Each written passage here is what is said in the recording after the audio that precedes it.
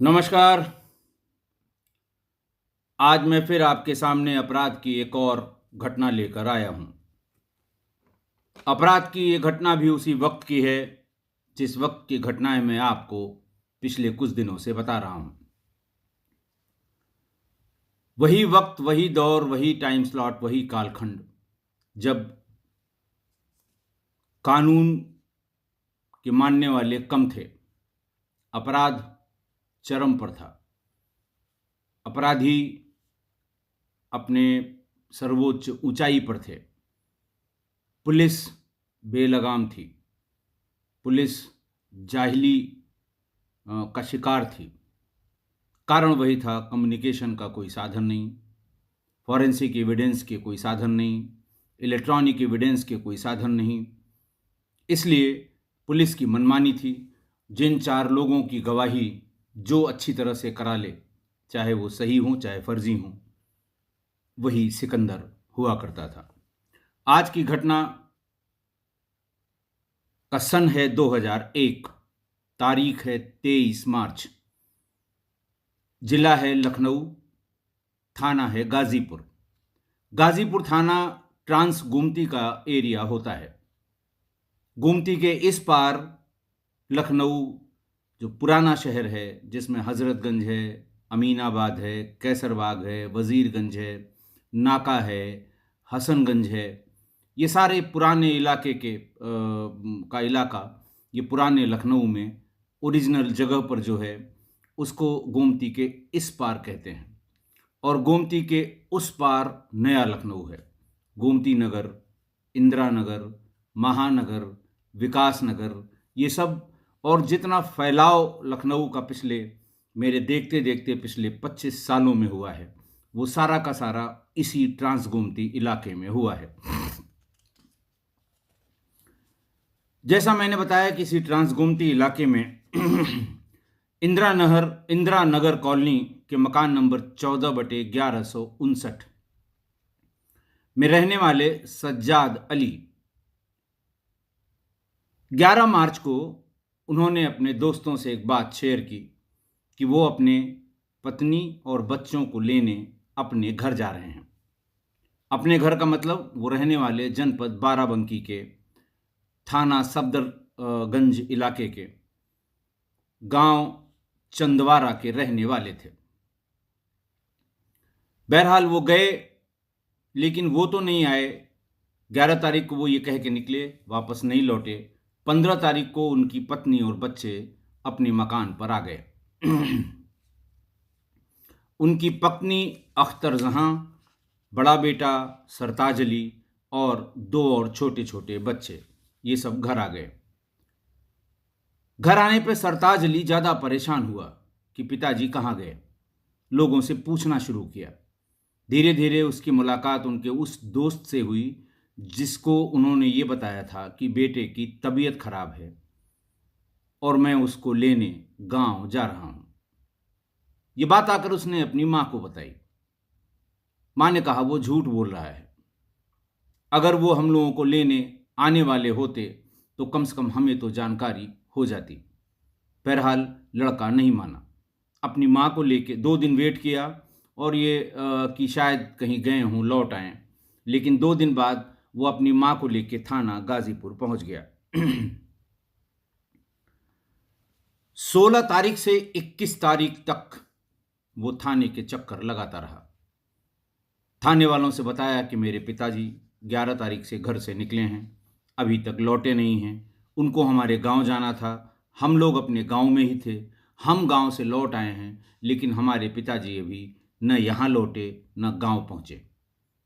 Police अपनी आदत से मजबूर, फोटो ले आओ, हुलिया लिखा के ले आओ, फिर अगले दिन अपने रिश्तेदारों के नाम पते ले आओ, पुलिस भेजकर या वहाँ के थाने से संपर्क करके हम पता करेंगे। फिर उनकी कोई तबीयत तो नहीं खराब थी, कहीं अस्पताल में भर्ती तो नहीं थे, एक्सीडेंट का कोई पता तो नहीं लगा। अब वो कहता रहा, साहब ये हम कैसे पता कर पाएंगे, ये तो पुलिस ही पता कर सकती है।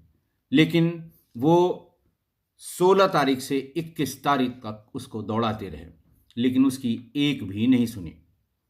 21 तारीख को उन्होंने जितनी जितनी चीज़ें कही थीं, हुलिया, कपड़े का रंग, फ़ोटो, ये सब चीज़ें उसने ये लिख के कि उनके कहीं बीमार होने की सूचना नहीं है, ये लिख के कि वो कहीं भर्ती नहीं हैं, ये लिख के कि उनके एक्सीडेंट की भी कोई सूचना नहीं है। पूरा सब कुछ जितनी बार उन्होंने कहा सब लिख के एक स्थानीय नेता को साथ लेकर थाने पर गया। स्थानीय नेता का पुलिस ने थोड़ा लिहाज किया, एप्लीकेशन रख ली। उसको उस एप्लीकेशन की एक रिसीट यानी पावती जिसमें थाने की मोहर लगी रहती है वो दे दी। उस ज़माने में फ़ोटोकॉपी बहुत कम चलते थे, फ़ोटोकॉपियर्स या फ़ोटो स्टेट की दुकानें बहुत कम थीं। कार्बन कॉपी में पुलिस का सब काम काज चलता था। कार्बन कॉपी ही लगा के एप्लीकेशन लिखी जाती थी, कार्बन कॉपी लगा के ही जीडी लिखी जाती थी, कार्बन कॉपी लगा के ही सीडी लिखी जाती थी, कार्बन कॉपी लगा के ही बाकी तस्करा जीडी में अंकित किया जाता था। लिहाजा एप्लीकेशन जो लिखी गई कार्बन कॉपी के साथ लिखी गई। वकील भी उस समय जो एप्लीकेशन लिखवाते थे वो कार्बन कॉपी से ही लिखवाते थे। अगर उसकी 3 कॉपियां बनानी हैं तो 2 कार्बन 3 पन्नों के बीच लगा के खट-खट करने वाले टाइपराइटर पे टाइप किया जाता था। बहरहाल उसने एप्लीकेशन पर मोहर लगाई और उस लड़के को सरताज को दे दी। नेताजी भी खुश होकर चले गए। लड़का भी घर आ गया कि अब कोई न कोई कार्रवाई ज़रूर होगी। 2-3 दिन तक उसने फिर थाने के चक्कर लगाए। डांट कर थाने से भगा दिया गया। कल ही एप्लीकेशन दी है, बाप तुम्हारा गायब है, पुलिस इसमें क्या करे। बहरहाल इसी बीच बाराबंकी के हैदरगढ़ थाना क्षेत्र में थानपुर धौराहा माइनर में एक शव किनारे की तरफ छत बिछत सड़ा गला शव नहर में किनारे की तरफ गांव वालों को दिखाई पड़ा। गांव वालों ने इसकी सूचना थाना हैदरगढ़ में दी। पुलिस वाले आए, उन्होंने देखा कि हाँ कोई लाश है, शायद कहीं से बह के यहाँ आई है। फौरन उसको वहाँ उसका किनारे निकाल कर पंचायतनामा किया। सड़ी गली लाश थी, पंचायतनामा करना कितना दुरूह काम होता है, लेकिन पुलिस के सिवा ये काम दूसरा कोई कर नहीं सकता। पुलिस चाहे जैसे करे, मरता क्या न करता, उसे पंचायतनामा करना है। बॉडी को सिलना है, सील लगानी है, बॉडी पैक में डालना है और फिर उसको पोस्टमार्टम के लिए भिजवा देना है। बॉडी पोस्टमार्टम के लिए चली गई। पोस्टमार्टम हाउस में जब बॉडी का पोस्टमार्टम किया जाता है तो उसके शरीर के सारे कपड़े, गहने, पहनी हुई चीज़ें सब उतार ली जाती हैं। उतारने के बाद उनकी एक पोटली बना के उसमें डिसीज्ड का नाम और क्राइम नंबर या जो कागज़ थाने से आते हैं जिसमें पोस्टमार्टम किए जाने का अनुरोध होता है उसका जिक्र करके उन्हें वापस कर दिया जाता है। जिस थाने से जो भी सिपाही लेकर आएगा वो बंडल जिसमें उसके शरीर के कपड़े होते हैं वो सब उसमें बंडल बना के उसे उस थाने के सिपाही को दे दिया जाता है। अब आप सोचिए, पोस्टमार्टम के समय आप कितने भी सजे धजे हों, लड़का हो लड़की हो, पुरुष हो महिला हो, बूढ़े हों बुजुर्ग हों, जवान हों बच्चे हों, आप बिना कपड़ों के होते हैं और डॉक्टर आपके बिना कपड़ों के उस शरीर पर जगह जगह चीरे लगाता है। जहाँ हड्डियाँ उसको अलग करनी होती हैं, जहाँ उसको ओपन करना होता है बॉडी को, तो हड्डियों को काटने के लिए उनके पास कोई बड़ी कैंची नहीं होती। छेनी हथौड़ी से हड्डियों के जॉइंट को खोल के वो थोरैसिक को ओपन करते हैं। गर्दन से नीचे पूरा वो ओपन करके तब उसमें देखते हैं चोटों के निशान या कॉज ऑफ डेथ असर्टेन करने के लिए जो चीज़ें देखनी आवश्यक होती हैं वो देखी जाती हैं। यही मृतक के साथ किया गया। जब उसके कपड़े उतारे गए तो वहाँ जो कर्मचारी होते हैं उन्होंने ये नोटिस किया कि उसका कोई छोटा पर्स भी पैंट की जेब में पड़ा हुआ है। उसको निकाल के थाना हैदरगढ़ से आए पुलिस वालों को हैंडओवर किया। उन्होंने देखा कि उसमें 2 फोटोग्राफ, टेलीफोन नंबर वाली एक स्लिप और 100 रुपए की नोट उसमें मौजूद थी। जो टेलीफोन नंबर उसमें लिखे थे उसमें 6-7 लोगों के टेलीफोन एक साथ लिखे हुए थे। हैदरगढ़ पुलिस के उन सिपाहियों ने उसको देखा, पीसीओ से थाने पर फ़ोन किया कि साहब इसके जेब से ये निकला है। चूंकि बॉडी अज्ञात थी इसलिए उन्होंने कहा हो सकता है जिसकी हो उसके घर वाले आ जाएं, पहचान हो जाए। थाना हैदरगढ़ में जब ये नंबर नोट कराए गए तो हैदरगढ़ थाने के फ़ोन से उन सभी नंबर्स पर कॉल की गई और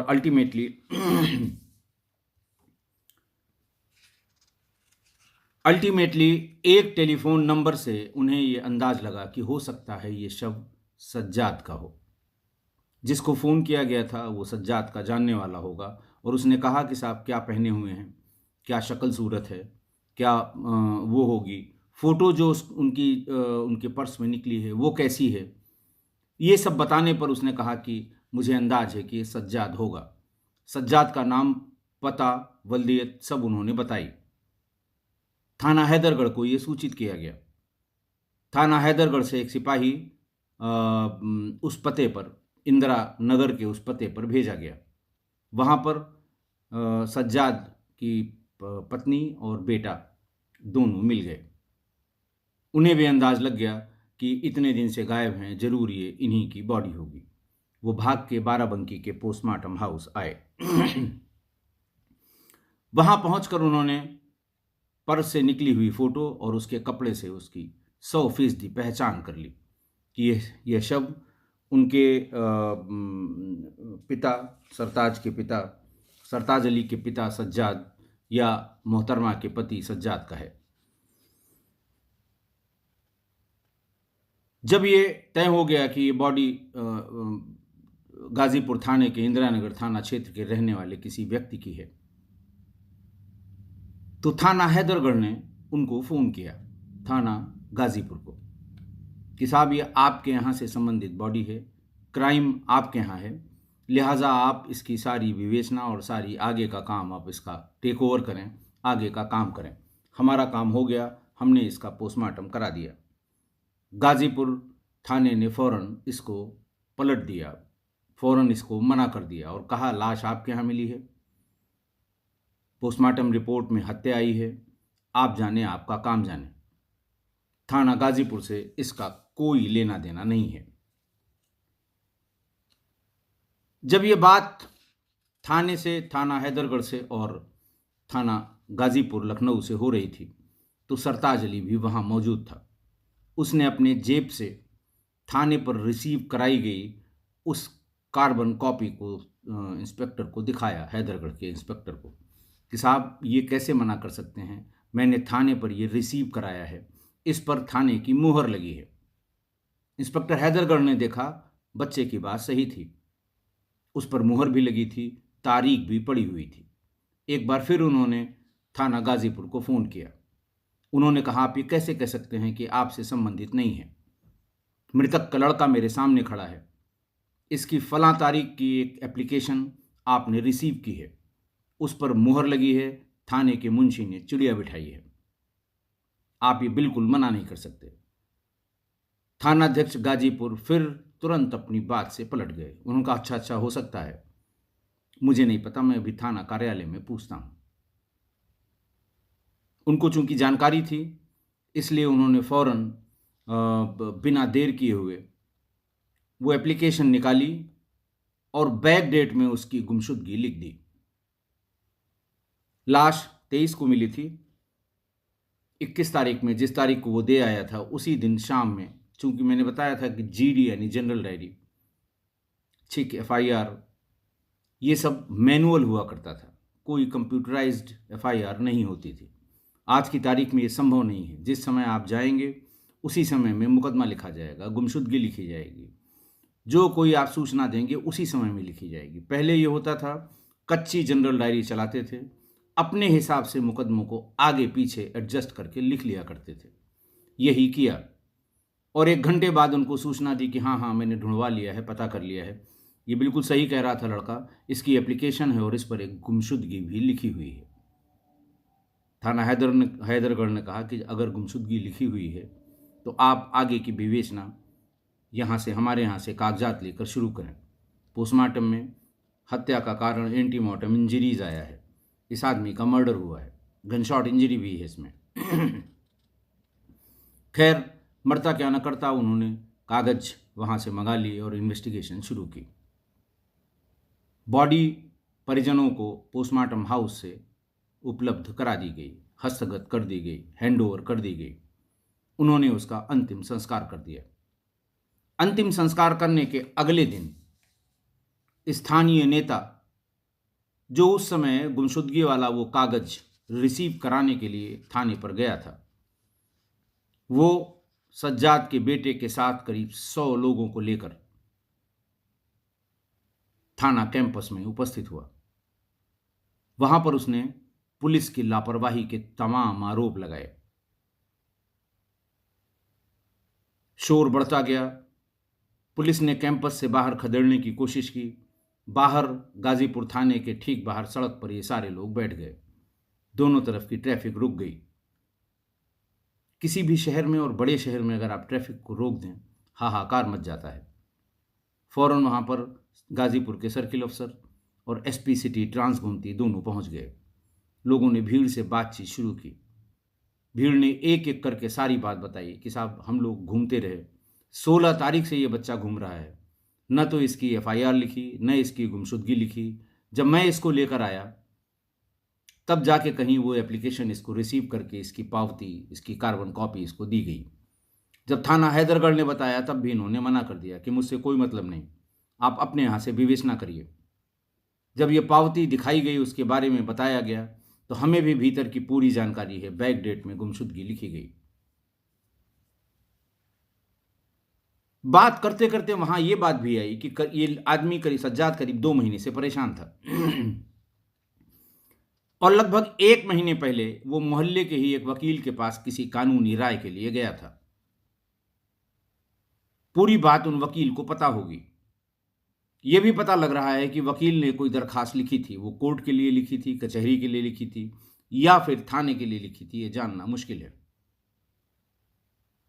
एसपी सिटी ट्रांस गोमती ने फौरन उस वकील को बुलवाने का आदेश किया।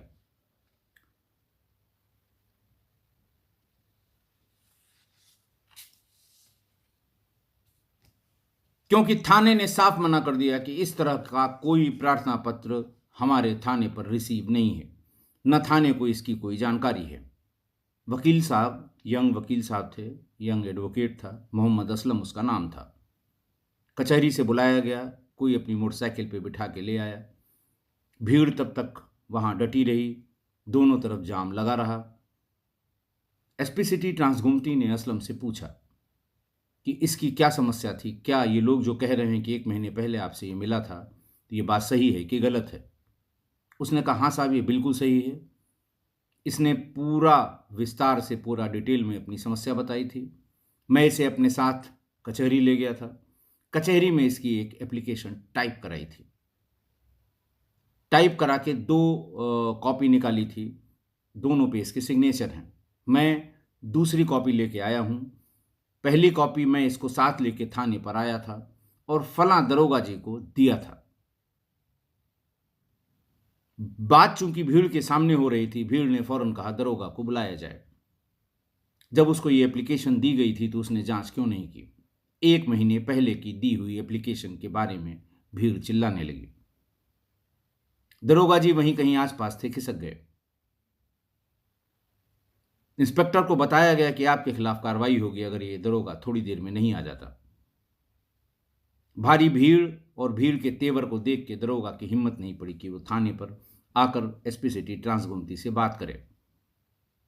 लिहाजा ये तय हुआ कि वहीं से 400 कदम आगे सीओ गाजीपुर का ऑफिस है, दरोगा जी वहां पर आए और उनसे पूछताछ करेंगे एसपी सिटी साहब। भीड़ को वहीं रोका गया कि आप यहीं रुकिए, हम सही बात पता लगा कर आते हैं। दरोगा जी सीओ के दफ्तर में मौजूद थे। एसपी सिटी वहां गए। उन्होंने वकील साहब का दिया हुआ टाइपशुदा प्रार्थना पत्र, जिस पे सज्जाद के सिग्नेचर थे, उनको दिखाया और ये कहा कि फला तारीख को वकील साहब का कहना है कि सज्जाद के साथ थाने पर आए थे और इस एप्लीकेशन की कॉपी आपको दी थी।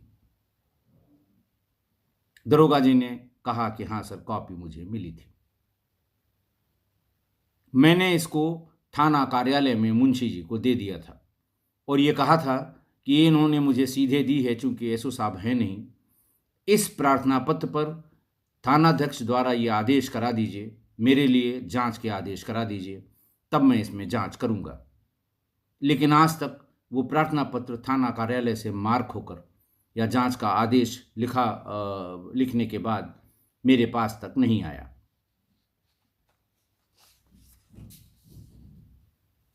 तब एसपी सिटी ट्रांस गुमती ने आके भीड़ को बताया कि आपकी बात बिल्कुल सही है, ये एप्लीकेशन वकील साहब और सज्जाद यहाँ आकर दे गए थे। एप्लीकेशन की कॉपी जो उन्होंने दी है, दरोगा जी ने बताया है कि वो बिल्कुल सही है। उनका ये कहना है कि वो उन्होंने थाना कार्यालय में दे दिया था। आप लोग जाएं, मैं पुलिस की इस लापरवाही की जांच जरूर कराऊंगा कि जब किसी ने प्रार्थना पत्र दिया था, अपनी जान को खतरा बताया था, तब उसकी जांच नहीं की गई और अंत में उसकी जान चली गई। कौन इसके लिए जिम्मेदार है, हम इसकी जांच करके जो भी दोषी पुलिसकर्मी होंगे उनके खिलाफ कार्रवाई करेंगे। भीड़ भी बहुत देर से बैठी हुई थी। उन्हें लगा कि अधिकारी का दिया आश्वासन ये ठीक है। भीड़ वहां से चली गई। एसपी सिटी साहब ने पहली दी गई उस एप्लीकेशन को फिर से पढ़ा। इंस्पेक्टर को बुलाया, उन दरोगा जी को भी बुलाया और उन्हें पढ़ाया कि इसमें साफ साफ सज्जाद ने लिखा है कि मेरी किसी समय हत्या हो सकती है। उसने जो आरोप लगाया है वो अपनी पत्नी अख्तर जहां और एक रूपेश लोधी नाम के व्यक्ति पर लगाया है। अगर आपने जांच की होती तो वास्तव में यह घटना न होती जो अभी हुई है। अभी भी समय गया नहीं है, इनको फौरन लाकर गिरफ्तार करके ले आइए। इनसे पूछिए कि आखिरकार ये हुआ कैसे, कैसे इसकी हत्या हुई, बॉडी कैसे इसकी नहर में मिली।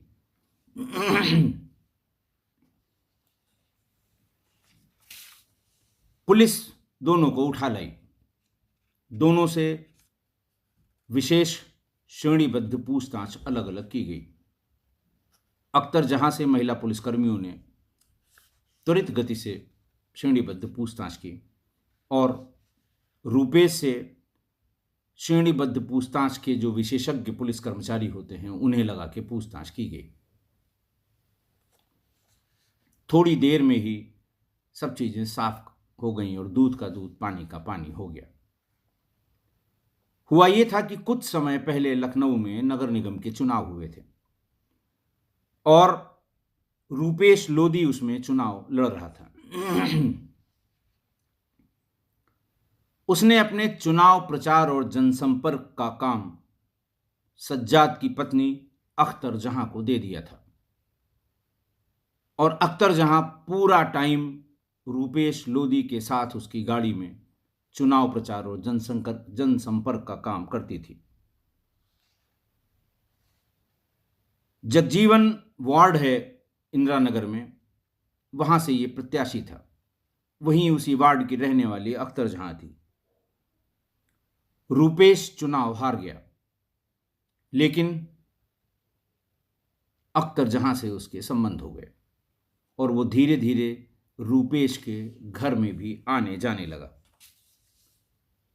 सज्जाद ने इसका विरोध किया, पुरजोर विरोध किया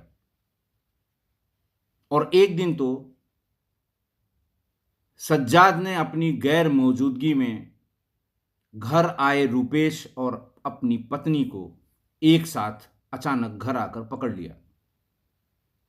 वहां सज्जाद से रूपेश की मारपीट हुई। सज्जाद शरीर से थोड़ा ज्यादा प्रबल था, उसने अच्छी ठुकाई कर दी। रूपेश समय की नजाकत को देख के वहां से भाग निकला। लेकिन अगले दिन में करीबन 11 बजे रूपेश ने सज्जाद को भूतनाथ मार्केट के पास घेर लिया। उसके साथ 5-7 लोग थे। मारपीट तो बहुत ज्यादा नहीं की, लेकिन सार्वजनिक रूप से उसकी बड़ी बेइज्जती की। अपने और अख्तर जहां के संबंधों का जोर जोर से खुला प्रचार किया। सज्जाद को यह धमकी दी कि आइंदा से हमारे और अपनी बीवी के बीच आए तो तुम्हारी लाश का भी पता नहीं लगेगा। सज्जाद घर वापस आ गया, घबरा गया। वो समझ गया कि बात बहुत आगे बढ़ गई है। अगले ही दिन उसने अपनी पत्नी और बच्चों को तैयार करके एक गाड़ी की और उन्हें कहा कि तुम लोग अपने घर पर रहो, तुम लोगों को गांव छोड़ दूंगा, तुम वहीं रहना जब तक कि यहाँ स्थिति सामान्य नहीं हो जाती। वो उन्हें बाराबंकी के सफदरगंज के गांव चंदवारा ले जाकर छोड़ आया। फिर मोहल्ले के एक वकील के पास जाकर अपनी पूरी बात बताई और ये भी कहा कि मोहल्ले में इस बात को किसी को मत बताइएगा, मेरी बड़ी बदनामी होगी। गलती मेरी पत्नी की है, मैं किससे किससे कहूँगा, किसको किसको सफाई दूंगा, लेकिन हमें कोई कानूनी तरीका बता दीजिए ताकि ये हमसे दूर हो जाए। रूपेश के लिए वो कह रहा था। वकील नया नया था और उसने कहा कि फ़िलहाल इसमें कुछ नहीं कर सकते, एक एप्लीकेशन मैं तैयार करा दूंगा, तुम इसे थाने पर दे आओ, पुलिस जांच जरूर करेगी और जांच करते समय वो रूपेश से पूछताछ भी करेगी। तब रूपेश को ये पता लगेगा कि पुलिस को सारी जानकारी हो गई है और जब उसे ये पता लग जाएगा कि सारी जानकारी पुलिस को है तो वो तुम्हारा नुकसान नहीं कर पाएगा। दूसरा, ये एप्लीकेशन देने के 10-15 दिन बाद अगर पुलिस एफआईआर कर देती है तो बहुत अच्छा, नहीं करती है तो हम 156(3) सीआरपीसी में एप्लीकेशन देकर कोर्ट से एफआईआर कराने का आदेश करा देंगे और एक बार एफआईआर हो जाएगी फिर तुम्हारा कोई कुछ नहीं बिगाड़ पाएगा। 156(3) सीआरपीसी में मुकदमा कायम कराने का चलन पहले भी था, बहुत था, अब भी है और ज़्यादा है। आप एक एप्लीकेशन लिखिए, उसमें 2 लाइन ये डालिए कि मैं बार बार पुलिस के पास जाकर ये एफआईआर कराने की रिक्वेस्ट करता रहा, लेकिन विपक्षियों के दबंग और सरहंग होने के कारण पुलिस हमारी एफआईआर नहीं लिख रही है, लिहाजा निवेदन है कि हमारी एफआईआर लिखे जाने का आदेश करने की कृपा करें। उस थाने से संबंधित मजिस्ट्रेट या ज़्यादातर मामलों में सीजीएम 156(3) में एफआईआर किए जाने की सुनवाई करता है। सुनवाई करने के बाद 90% केसेस में सीजीएम या संबंधित मजिस्ट्रेट थाने को प्रार्थना पत्र जो उस कोर्ट के समक्ष प्रस्तुत किया गया था उस पर एफआईआर करने के आदेश करता है। एफआईआर करना कोर्ट का आदेश है, थाने की मजबूरी होती है। विवेचना में वो गलत हो, सही हो, जो भी हो, उस पर कोर्ट का कोई अधिकार नहीं है। कोर्ट कभी विवेचना में दखल नहीं दे सकती। लेकिन इस रिक्वेस्ट पर कि मेरी एफआईआर थाने पर नहीं लिखी जा रही है, वो एफआईआर लिखवा सकती है। इस कानून का बहुत दुरुपयोग भी हुआ। लोगों ने 156(3) में ही रेप, SC/ST एक्ट, दाउरी एक्ट, जो ये खतरनाक वाले मुकदमे होते हैं, एफआईआर होती है, वो अपने विरोधी के विरुद्ध लिखवा देते हैं। और यही, लेकिन उस वकील ने ये कहा कि तुम अच्छा, एप्लीकेशन कोई थाने पर नहीं जाती, एक रजिस्ट्री भेज देते हैं, सादा कागज उसके भीतर होता है, उसकी पावती लगा देते हैं, रिसीट कि साहब मैंने खुद जाके दी एप्लीकेशन, फलां एप्लीकेशन, और 4 बार रजिस्ट्री भी की, लेकिन थाना एफआईआर लिखने को तैयार नहीं है।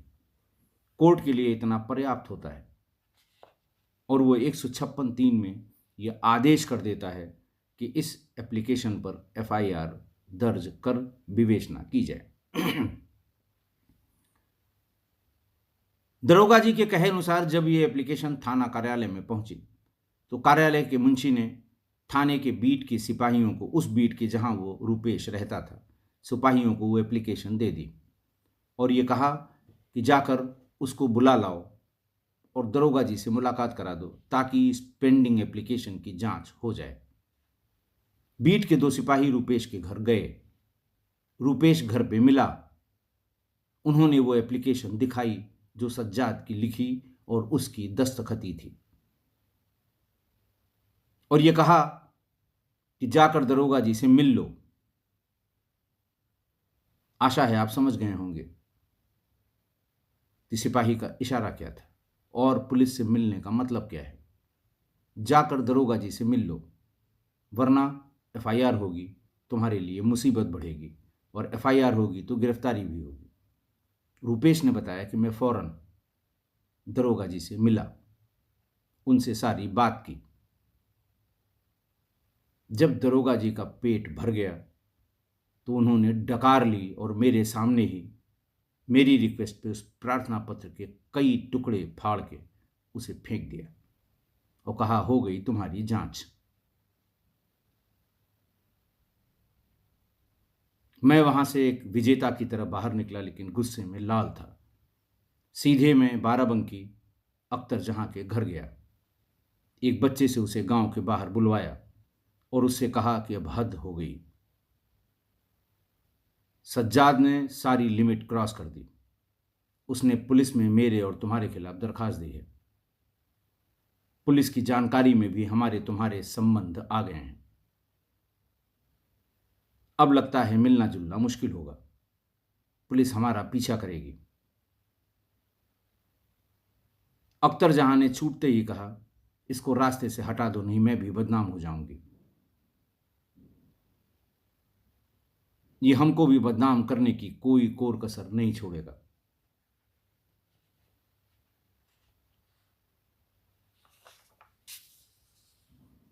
उसने कहा कि इसको किसी तरह से बुलाओ, मैं रास्ते से उठा लूंगा।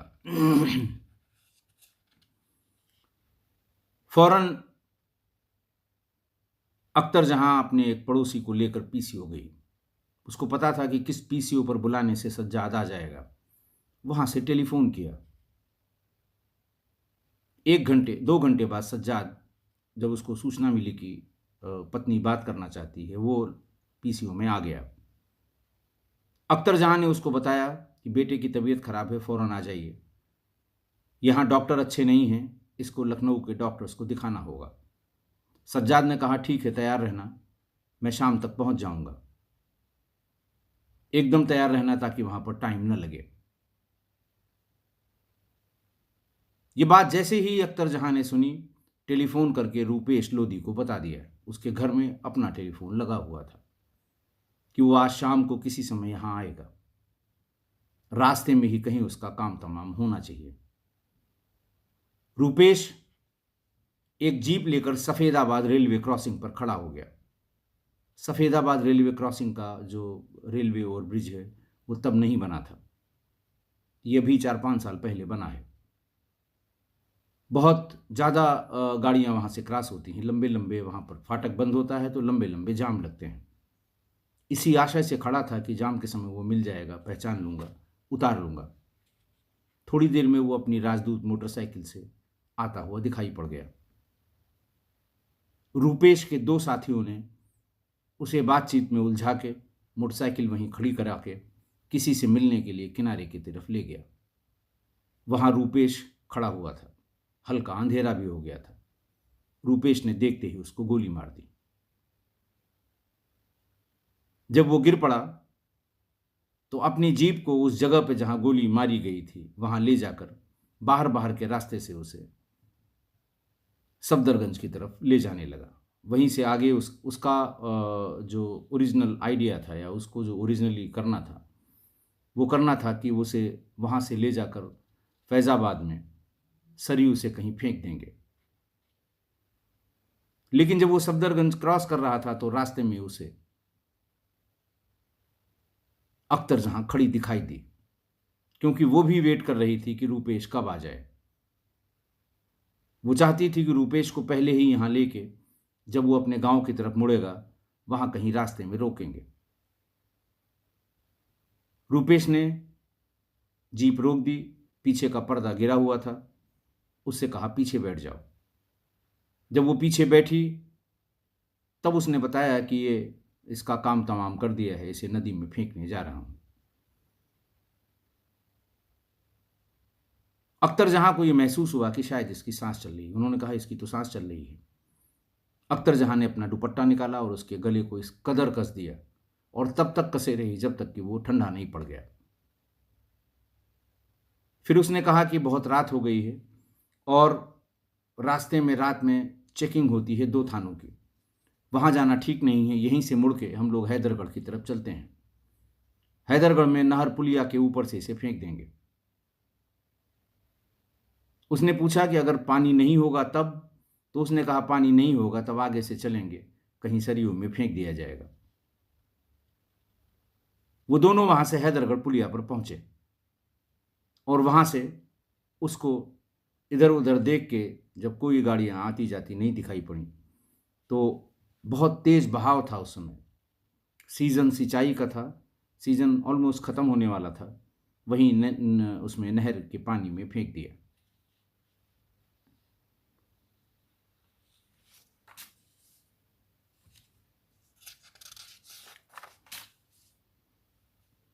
अगले दिन अख्तर जहां अपने बच्चों को लेकर इंदिरा नगर के अपने मकान में पहुंच गई।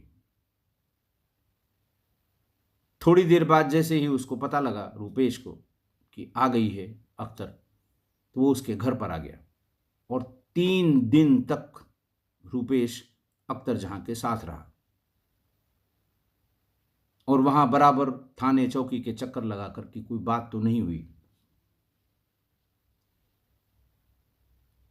सज्जाद के बेटे सरताज से बार बार कि तुम कहाँ गए थे, क्या बात हुई, कैसे पता लगेगा, कहाँ हैं, तुमको कुछ जानकारी हो तो बताओ, इस तरह की बातें वो करता रहा। इतनी बड़ी बात और सब घटना बताने के बाद पुलिस ने दोनों को गिरफ्तार किया और जेल भेज दिया। उसके साथ 2 लोग और जो थे, उनकी जो उसने पहचान बताई थी, वो नाम पते गलत निकले, लेकिन पुलिस को पता लग गया। उनको गिरफ्तार करने के लिए पुलिस रेड करने लगी। आज की घटना, प्रेम में अंधे 2 लोगों ने एक निरीह की जान ले ली, लेकिन अपराधी कितनी भी चालाकी करे, कुछ न कुछ सबूत पीछे छोड़ जाता है। ये पुलिस के लिए बहुत, हम जब ट्रेनिंग में थे तो हमेशा हमारे सीनियर्स और जो ट्रेनिंग में विजिटिंग लेक्चरर्स आते थे वो बताते थे कि घटनास्थल का बारीकी से निरीक्षण करें, स्वयं जाएं, कभी दूसरों पर मत छोड़ें, क्योंकि अपराधी कितना भी चालाक हो कहीं न कहीं गलती कर जाता है। यही यहां भी हुआ। प्रोफेशनल अपराधी होता तो लाश को नहर में फेंकने से पहले उसकी तलाशी ले लेता, और आजकल 90% केसेस में प्रोफेशनल अपराधी शव को डिस्पोज करने के लिए उसके सारे कपड़े उतार लेते हैं ताकि पहचान की कोई बात न रह जाए और जब तक छिप सके इसकी हत्या का राज छिपा रहे। लेकिन इन लोगों से यही गलती हुई। अगर उसकी जेब से वो फोटो, टेलीफोन नंबर न बरामद हुए होते तो शायद उसकी शिनाख्त कभी भी न हो पाती।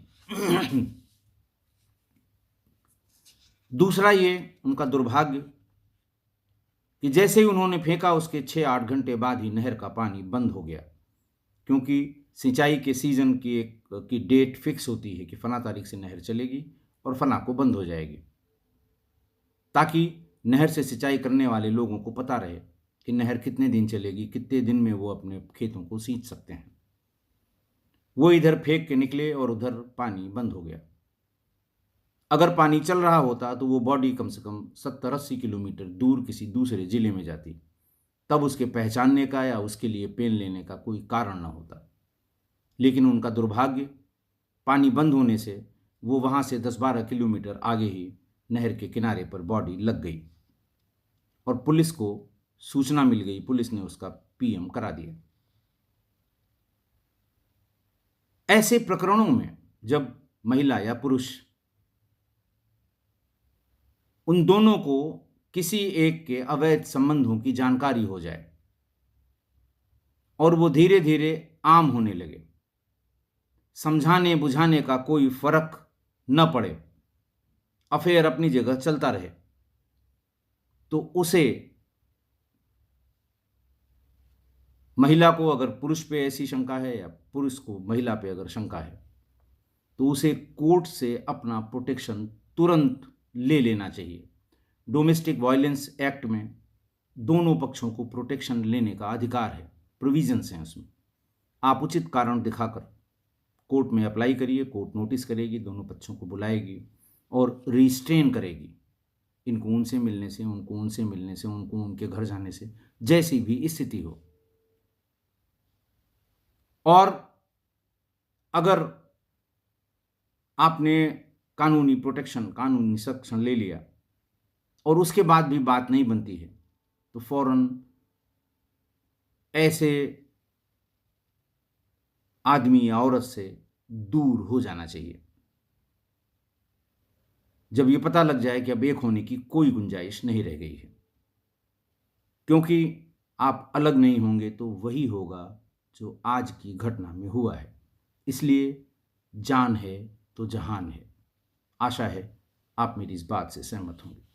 आज के लिए बस इतना ही। बहुत बहुत धन्यवाद।